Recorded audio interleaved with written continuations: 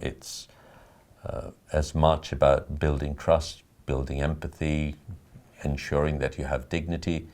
And one of the things I try and bring across to my photographers is that the first thing you need to be able to do before you even pick up a camera is to learn to respect the other.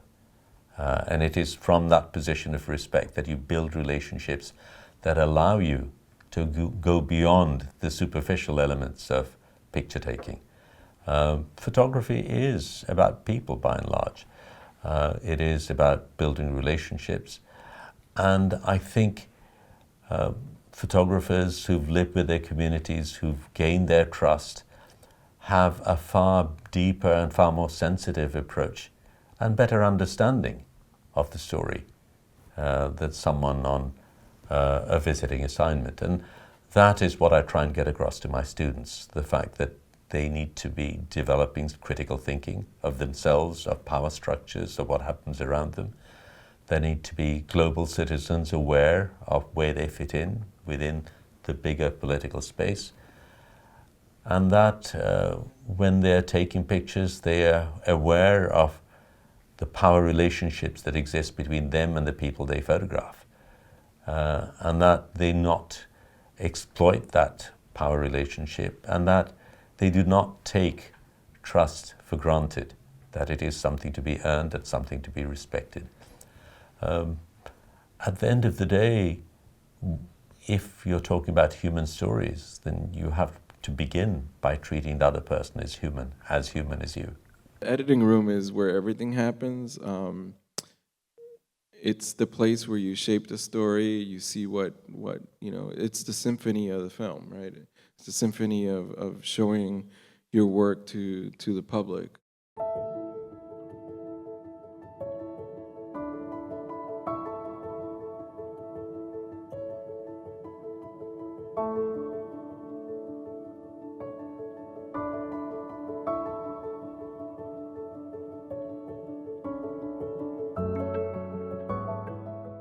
We really believe that in the US there is also this need of bringing back the audience to more belief in the press.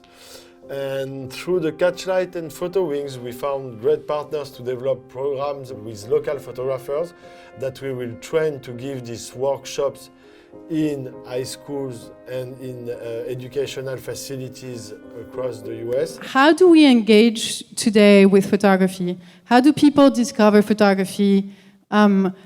What is meaningful to them in finding photography and interacting with photography or visuals in general? And I am so excited to have an incredible panel of people on this stage to talk about this.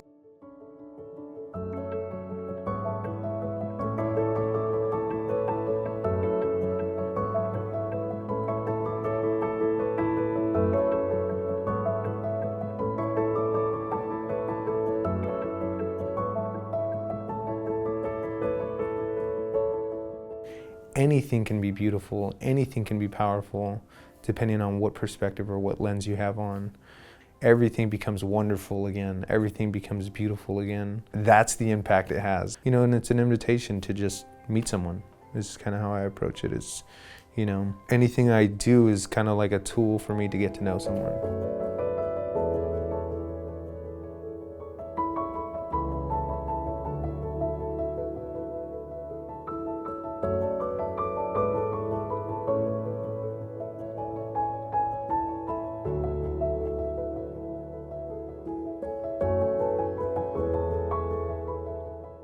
These are my parents. My dad teaching my mother to use email. She did resist for a while. But again, when do you see pictures of family life inside a home? When do you see something like this, which is part of everyday life? This is middle class, this is a home, this is one of many things that happen within our lives, and these are stories that are never told. What everything comes back to, if we're trying to have visual communication for a change, the foundation of that starts with education. And the relation between visual communication and also social behavior or social behavioral changes. When you look at that, in the context of people that live in the West or in America, they're not aware of the visual aesthetics that exist that have sort of started from an early age. So I grew up with these images of, different cultural sites and even looking at the history. But it was really in the 80s that, I started seeing these images of the famine, which again, even the family albums that we have and what we had collected over the years, it reflected a different reality within my own personal life. And based on that, I realized early on that everything has two sides to a story. It's not just one side.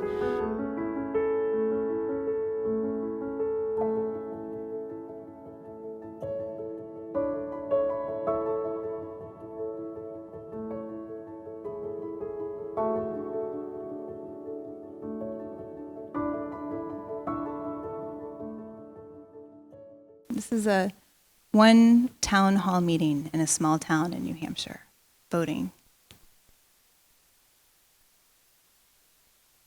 My images are just part of this project, and this is where I and Our Democracy team have left traditional journalism in search of something more, something to bring us closer to the truth behind different communities. We held what we call democracy dinners. In these locations, we recorded often heated debates on what democracy means and what it looks like in the US today. You can take a photograph and people from completely different backgrounds that speak completely different languages can have the same emotional reaction to that photograph. And so it can become a real bridge between people that are from completely different backgrounds, different cultures, maybe have completely different political points of view. Well, they can still understand and have a human reaction to a photograph that's exactly the same as someone from across the aisle.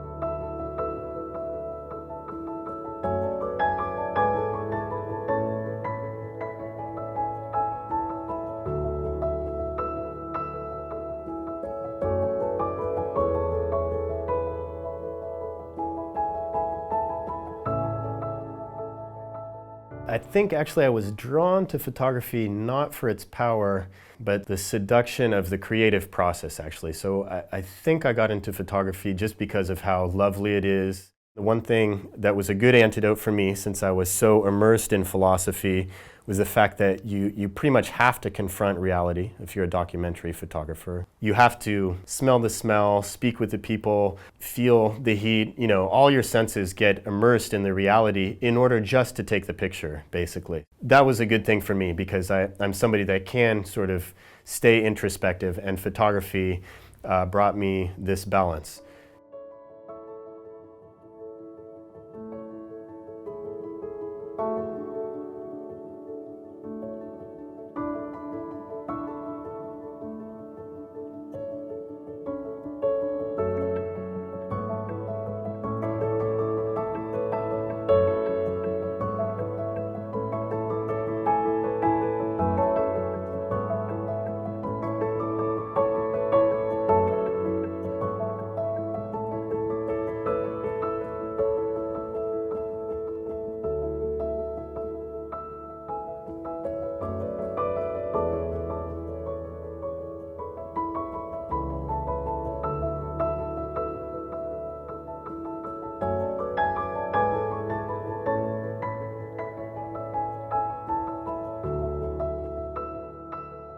For us, our mission is to inform the public in the streets, to reach people that don't necessarily consume the news, read, listen, or watch it.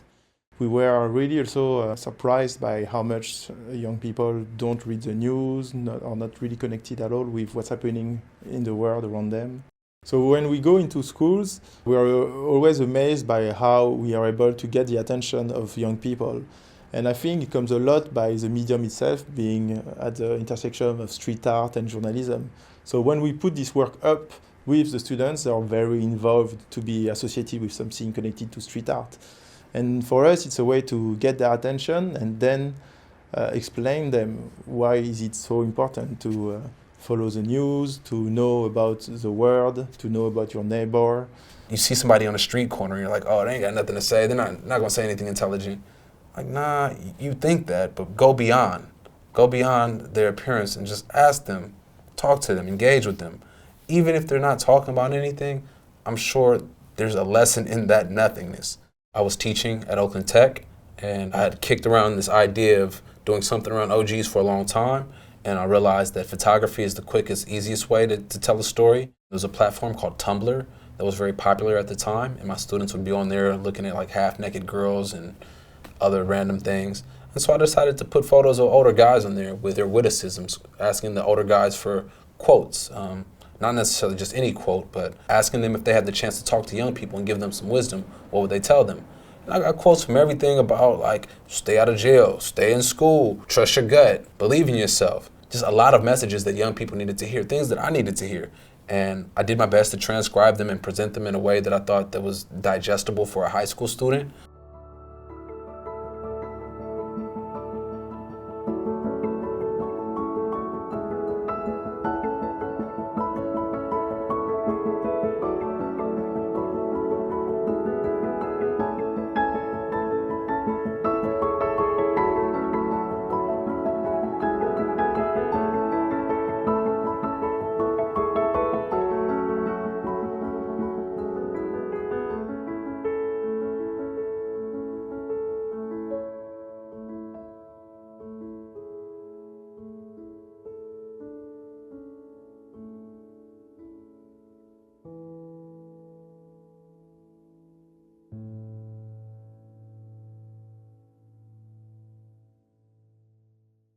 Storytelling has always been the way we share our experiences and understand each other. Photography has never before had more reach while still maintaining its power of intellectual and emotional connection. It is now more important than ever to focus on the power of our medium to break down barriers and offer new perspectives.